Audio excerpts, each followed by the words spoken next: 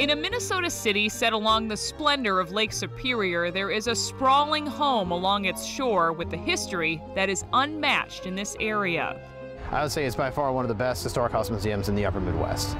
We have the most intact collection, actually probably of any house museum in our country.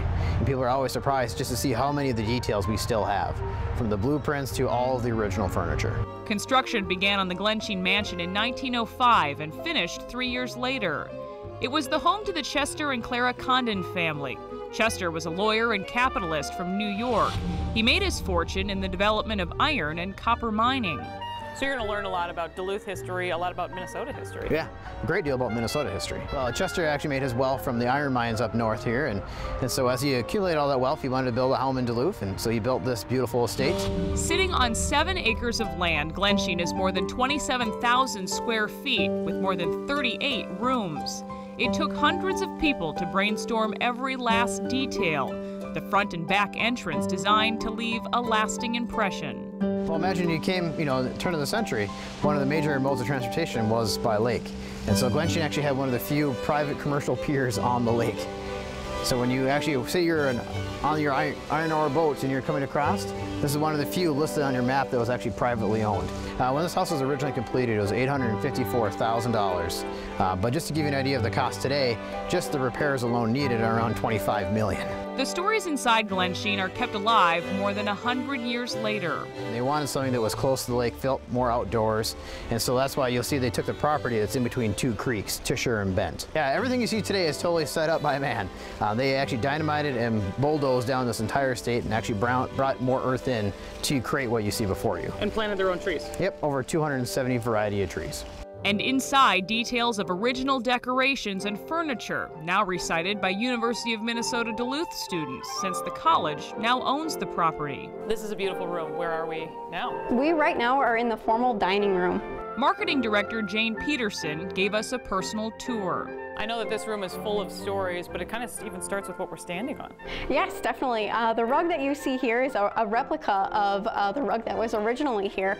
And at the time of the purchase, it was about $3,000, which would have gotten you about a modest-sized home here in Duluth. So the rug was the same price as a home back exactly. And in that table are 2 buttons that would ring the butler to bring out the next course or refill the guests' drinks.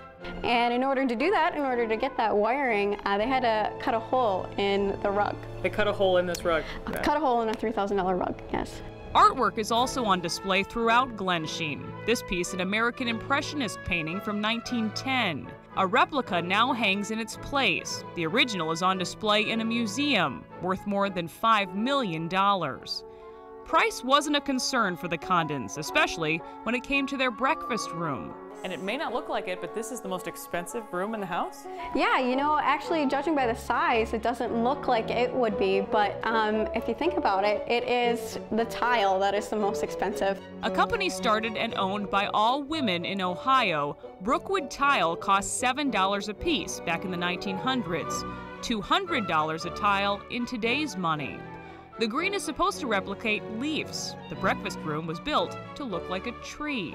We are in the master bedroom of Chester and Clara Congdon. And this is pretty modest for what you would expect a master bedroom to be like in a place like this. Yes, exactly. So they did not come from wealth. They worked for their wealth. They came from religious backgrounds, and so they wanted to be a little bit more modest, as modest as you can be in a 27,000 square foot estate. Chester and Clara had 7 children together, but Chester would only live at Glensheen for 8 years before his death in 1916.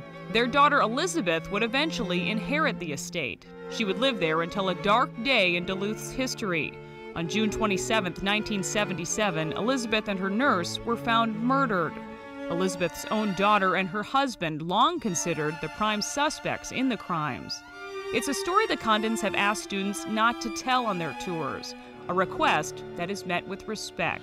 So this is a space tour groups have never seen before. Yes, this is never before seen Clara's balcony. Recognizing the importance of keeping things new, even in something so old, is a top priority now for Glensheen employees. About 60,000 visitors come through each year, half of the amount that used to. This is not just a place to take a tour, but it's also a general community asset. A new Nooks and Crannies tour gives visitors a peek at places that only staff have seen. So this is another one of those areas that's been off limits. Correct. Right now we are on the second floor of the carriage house. So as you can see behind us, we have some of the original carriages of the Congdons. So I guess no surprise, but you said these are the best of the best when it They comes were to... the best of the best. The brand of the carriages that they bought at the time were then later bought out by Rolls-Royce. So they were of superior quality. They are the stories Peterson hopes to keep sharing as a new generation learns about all a family has done for Duluth. This is a house, not just some kind of stuffy museum that you typically think of. Life to the Max is brought to you by Life Touch, photography for a lifetime.